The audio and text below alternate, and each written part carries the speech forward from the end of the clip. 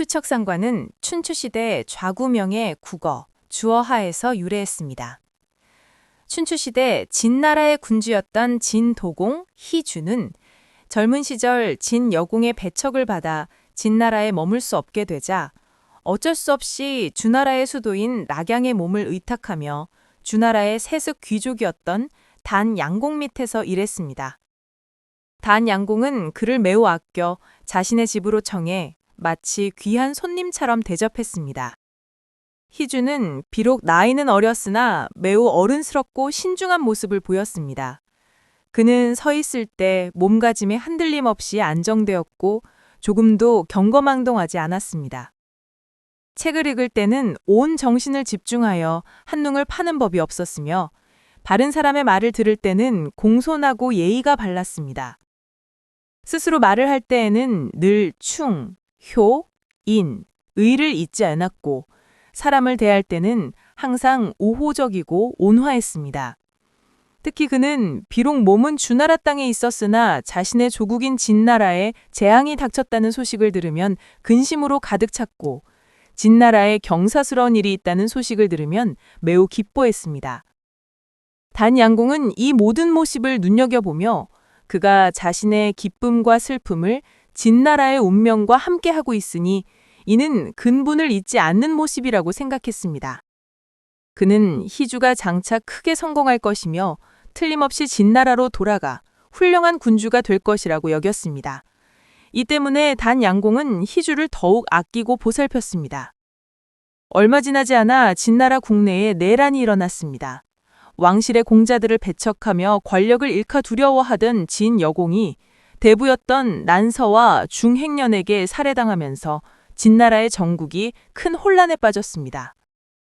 이에 진나라의 대부들은 낙양으로 사람을 보내 희주를 모셔와 그를 진나라의 군주로 옹립했습니다. 진도공은 불과 14세의 나이로 즉위했으며 즉위하자마자 폐업을 부흥시켜야 하는 중대한 임무를 맡게 되었습니다. 진나라의 조정과 백성 모두 그에게 큰 기대를 걸었습니다. 진도공은 먼저 여공의 죽음에 대한 책임을 그의 측근들에게 돌림으로써 여공의 시해 사건에 대해 백성들을 납득시키는 동시에 정변을 주도했던 난씨와 중행씨 가문과의 관계를 공고히 하여 혼란스러운 국면을 안정시켰습니다.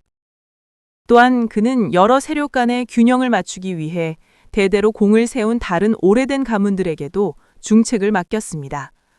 이는 이전 군주들이 세습 귀족들을 억압했던 방침을 뒤집는 것으로 군주와 신하 사이의 불신을 해소했습니다. 덕으로 나라를 다스리는 것은 진도공의 주요 통치 전략이었습니다. 그는 공적인 빚과 사적인 빚을 탕감해주고 세금과 노역을 줄였으며 지출을 삭감하고 낭비를 금지했습니다. 이러한 덕을 베푸는 정치가 시행되자 국내의 갈등은 완화되고 사회 생산력이 발전했습니다. 진도공은 중원의 여러 제후국들을 인의의 정책으로 대하고 외교적 폐단을 바로잡고 동맹국들의 조공 제도를 다시 정비하여 과도한 부담을 덜어주었습니다. 또한 노역을 공평하게 분배하고 동맹 내부의 일을 공정하게 처리했습니다. 동맹이 공고해지자 진도공은 초나라와 패권을 다투기 시작했습니다. 그는 초나라를 효과적으로 고립하고 제후동맹을 강화하며 패자로서의 지위를 굳건히 하기 위해 끊임없이 제후들을 소집하여 회명을 열었습니다. 그는 9년 동안 9번이나 제후들을 교합하여 진나라의 폐업을 최정점으로 이끌었습니다. 휴, 쉴 휴는 쉰다는 뜻도 있지만 여기서는 기쁨, 즐거움, 행운과 같은 좋은 일을 의미합니다. 척, 결의 척, 슬퍼할 척은 친척이라는 뜻도 있지만 여기서는 슬픔, 근심, 불행과 같은 나쁜 일을 의미합니다. 휴와 반대되는 개념입니다. 상, 서로상, 서로, 상호간에라는 뜻입니다. 관, 관계할 관은 관계가 있다, 연관되다 라는 뜻입니다.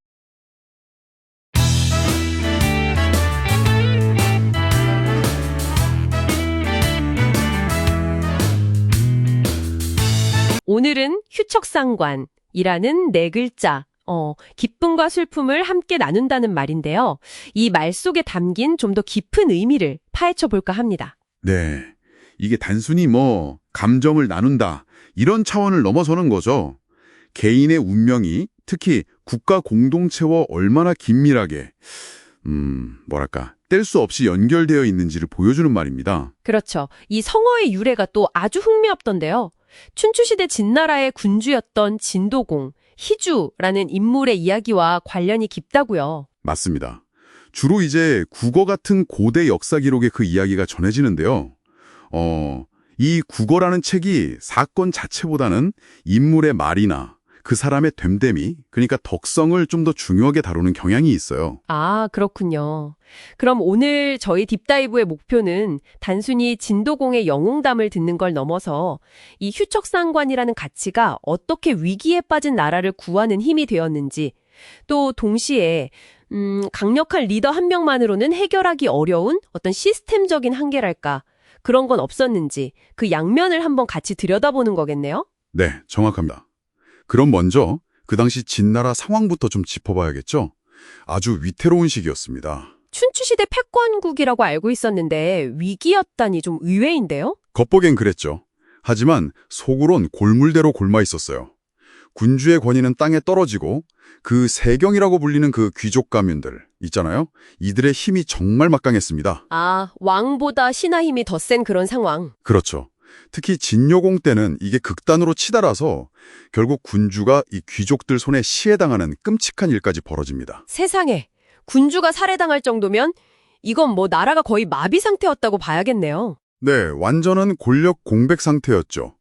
이 틈을 타서 귀족들이 자기들 마음대로 주무르기 쉽겠다 싶은 인물을 내세운 게 바로 어린 희주, 그러니까 훗날의 진도공이었던 겁니다. 아하, 꼭두각시로 세우려고 했던 거군요. 근데 희주는 당시 어디에 있었나요? 그때 주나라 수도 낙양의 망명 중이었어요. 어린 나이였지만 거기서 단양공이라는 인물 밑에서 배우면서 예법이나 세상을 보는 지혜 같은 걸 익히고 있었죠. 근데 이 희주가 좀 남다른 면모를 보이기 시작합니다. 그게 바로 그 휴척상관과 연결되는 이야기인가요? 네, 맞습니다. 단양공이 가만히 지켜보니 이 어린 친구가 저 멀리 고국, 진나라에서 들려오는 소식에 같이 울고 웃는 거예요. 국어 기록을 보면 진나라의 우환이 있으면 슬퍼하지 않은 적이 없고 경사가 있으면 기뻐하지 않은 적이 없다, 이렇게 나오거든요. 와, 자신의 기쁨과 슬픔이 그냥 조국의 운명과 완전히 하나가 된 거네요. 이게 그냥 어린아이의 감정이라고 보기엔 좀 깊이가 다른데요? 그렇죠. 단순한 동정심이 아니었던 거죠. 단양공은 이걸 보고 이 아이는 근본을 잊지 않는 덕을 지녔구나 하고 감탄합니다. 그러면서 예언을 하죠. 이 아이는 반드시 진나라로 돌아가 나라를 바로 세울 거라고요. 그 혼란한 시기에 어떻게 보면 리더의 가장 중요한 자질, 그러니까 구성원의 아픔에 공감하는 능력을 이미 갖추고 있었던 거네요. 바로 그겁니다. 이게 바로 휴척상관의 핵심이죠. 리더가 공동체의 기쁨과 슬픔을 진심으로 함께 느낄 때 거기서부터 신뢰가 쌓이고 분열된 마음을 하나로 모을 수 있다는 거예요. 어찌 보면 가장 강력한 정치적 자산이었던 셈입니다. 결국 그 예견대로 14살의 진나라로 돌아온 진도공은 정말 기대를 저버리지 않았군요. 네, 즉위하자마자 아주 발빠르게 움직입니다. 우선 그 전 군주 여공의 측근들을 내치면서 기강을 잡고요. 그리고 정치, 경제, 법률, 군사 거의 모든 분야에 걸쳐서 대대적인 개혁을 추진해요. 구체적으로 어떤 개혁들이었나요?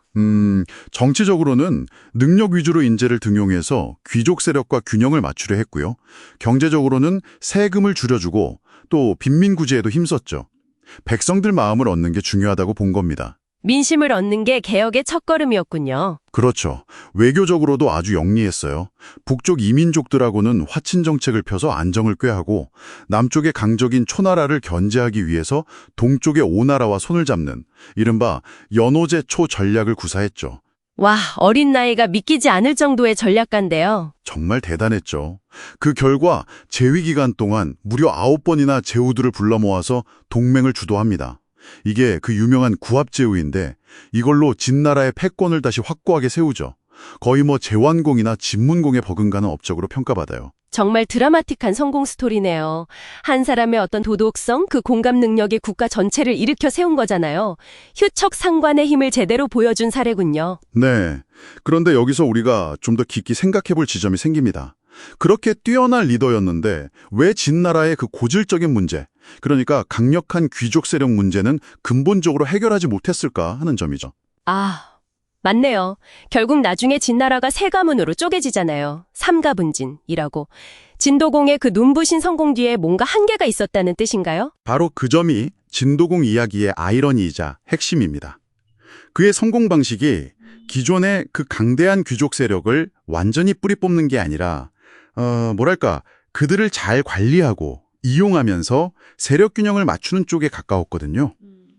그러니까 당장의 안정과 패권 회복에는 그게 효과적이었을지 몰라도 그렇죠.